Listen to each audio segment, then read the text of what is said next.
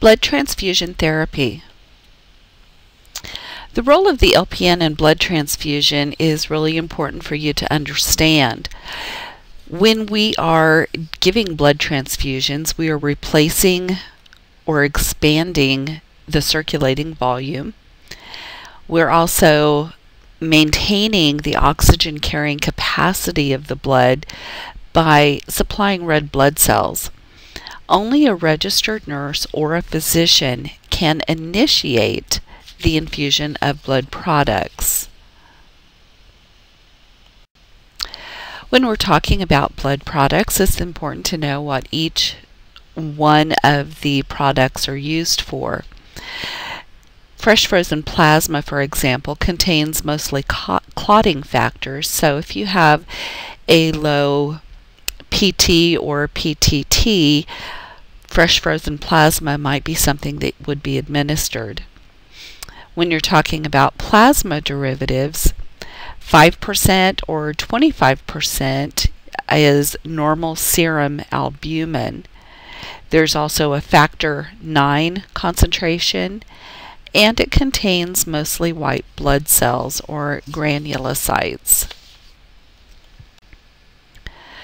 When administering blood, it requires two people. One has to be an RN or a physician to do a final cross-checking of identifying data at the patient's bedside. It's very important to make sure that you are administering blood that has been type and cross-matched or been selected through lab tests for this patient, and making sure that it is the right patient. Information should correspond to the blood unit, the blood tag, patient identification, and the transfusion requisition form. And we should have a corresponding ABO and RH compatibility, blood identification number, and expiration date. With patient identification, make sure that you check the name and the unit number on the blood tag with the lab sheet in the patient's chart. Make sure the patient identifies him or herself by their complete name if possible. And hospital numbers on the identification bracelet must correspond with the numbers on the blood tag. Investigate and correct any discrepancies before initiating the transfusion. Never administer blood to a patient that lacks an identification bracelet. Now, I do have to slip in there that in 27 years of nursing, 23 of that hospital nursing, there's only one time where information did not match up appropriately, and it happened to be just a med tech error. It just was transcribed incorrectly. But we could not give that unit of blood until the unit had been cleared. They had to do another type and screen in order to be able to clear that unit of blood.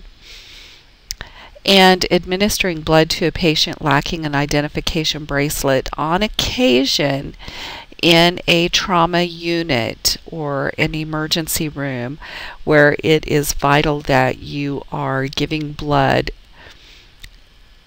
sometimes the patient will not have an identification bracelet on prior to the administration of blood products, and in that case you're giving the universal blood type, and it's not quite as important, but you still have to have corresponding lab sheets with corresponding blood tags, etc. So all of that has to be taken care of at some point by someone. My point being is the patient may not have the appropriate identification at the time of administration. So when you're monitoring the client after the transfusion is initiated, the nurse should remain at the bedside to observe the patient during the initial 5 to 15 minutes of the infusion time, and that time depends on facility policy.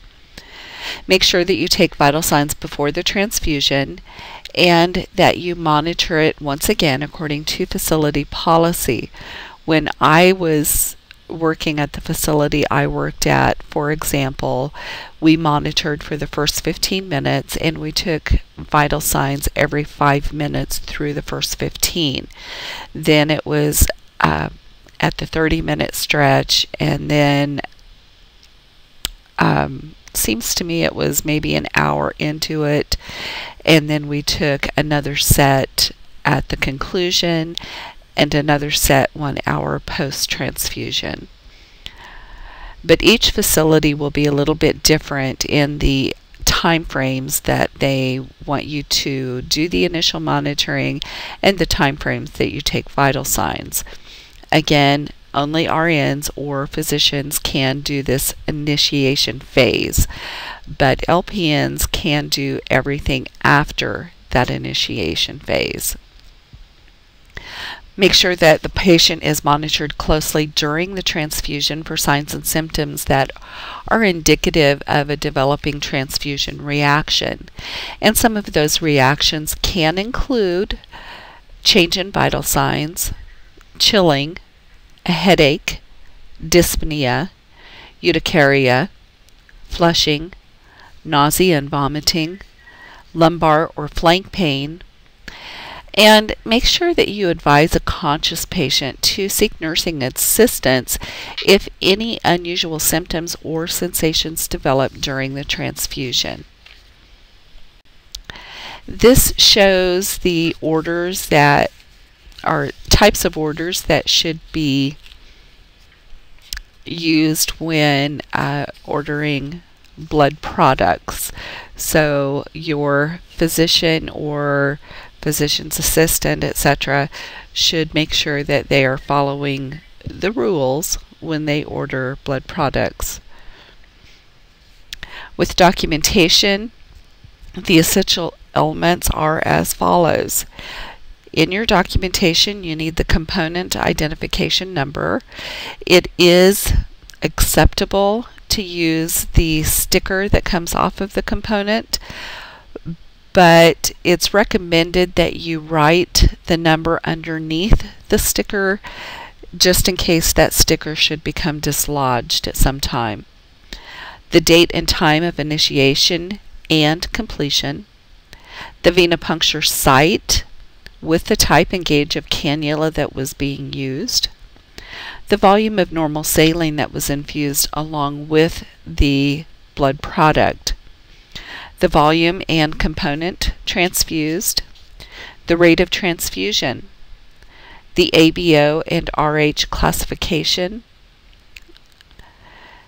of the recipient and of the donor unit, the vital signs, including the baseline, the monitoring process vital signs at completion and 1 hour after transfusion, or per your facility policy.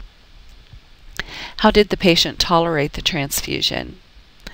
Were any special equipment used during the transfusion, such as a blood warmer, an infusion pump, or special filtration devices?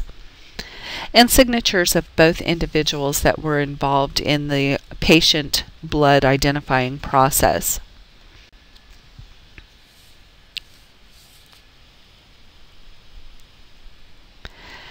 Immunological immediate transfusion reaction is an acute intravascular hemolytic reaction. Most acute hemolytic reactions will occur during the first 15 minutes of the transfusion. During the intravascular hemolytic reaction process, the recipient's entire antibody load will react with the donor's red cells, and you have a resultant rapid destruction of red cells through hemolysis. Preventive measures for an acute intravascular hemolytic reaction will be proper patient identification. That's mandatory. Don't deviate from established appropriate blood transfusion protocol. Clinical signs and symptoms of this type of reaction will include a burning sensation along the vein in which the blood is infusing, fever, chills, nausea, shortness of breath, lumbar and chest pain, hypotension, flushing, oozing blood at the IV site and surgical wound if applicable, anuria, and hemoglobinuria. Potential life-threatening consequences could be severe hypotension, shock, disseminated intravascular coagulation or DIC, and acute renal failure.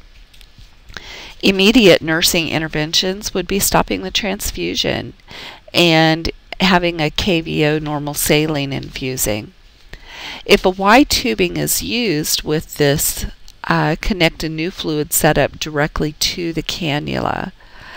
Don't open the flow of the normal saline of the Y set because it would result in the patient receiving additional blood cells contained in the tubing. That's why we recommend an entirely new set. Notify the physician and the immediate supervisor. Notify the blood band transfusion services. And follow the facility's policy regarding returning the unit to the blood bank.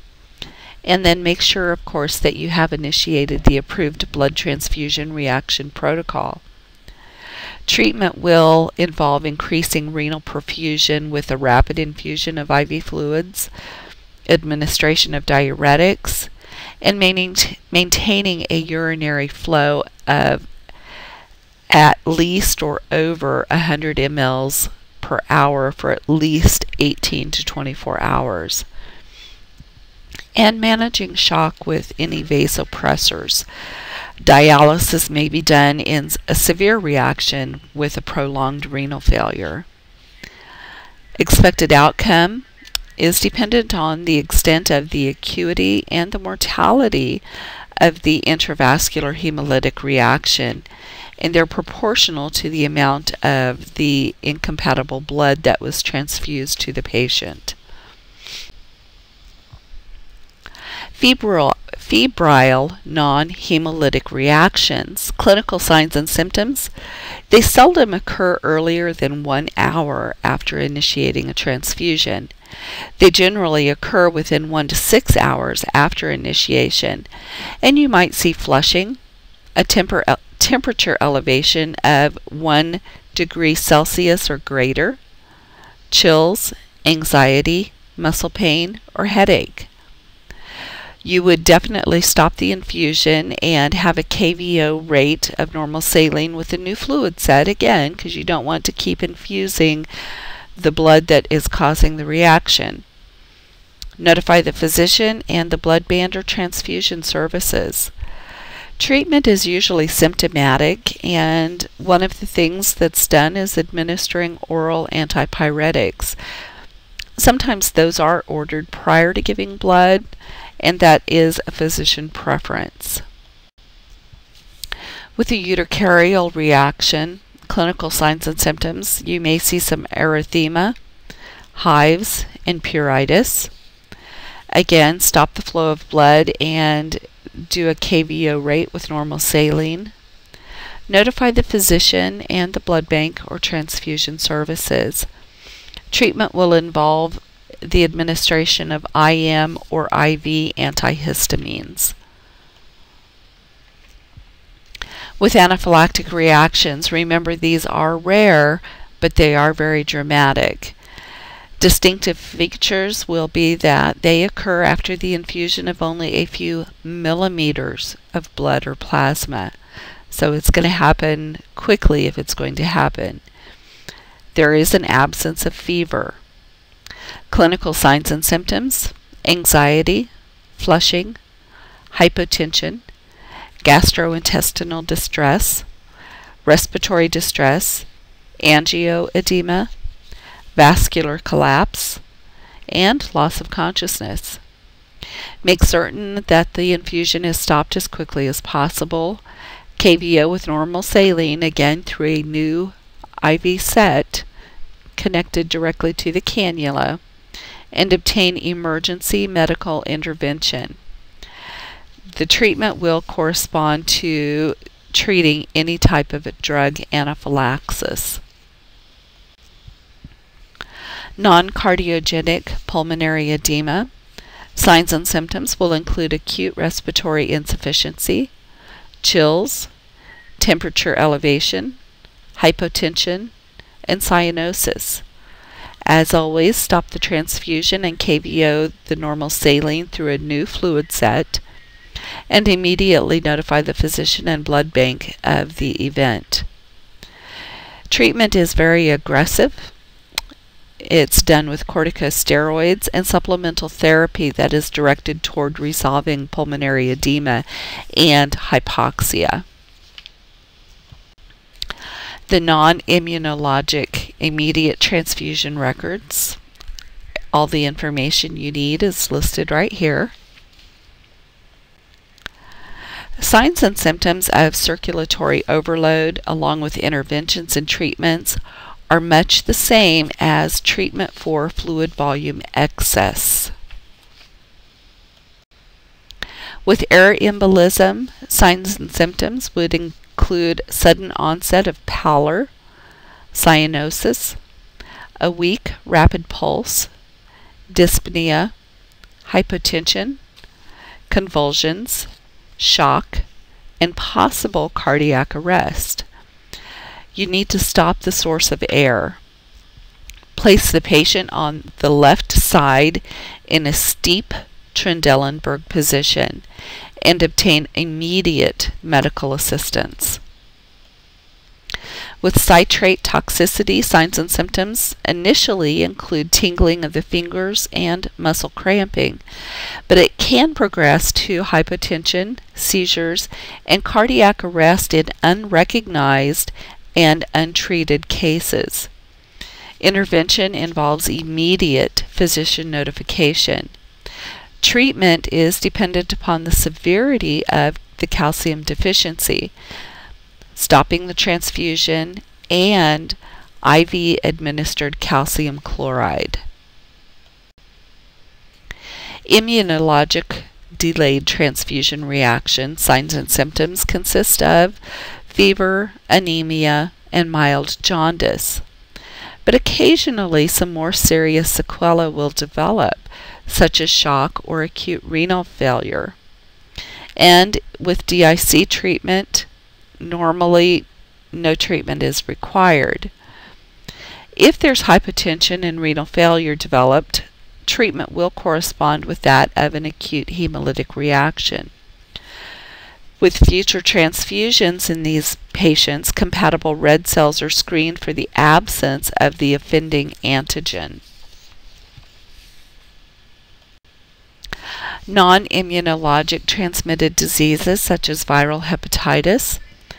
Signs and symptoms, depending on the severity, will include weakness, fatigue, anorexia, nausea, dark-colored urine, jaundice, although it's often absent in the hepatitis C virus, abnormal liver function tests, elevated liver enzymes, and clinical characteristics of the hepatitis C virus is that there is a propensity for it to result in chronic liver disease.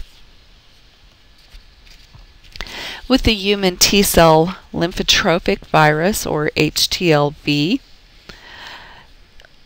we see destruction of the immune system that can lead to opportunistic infections, malignancies, and neurologic diseases.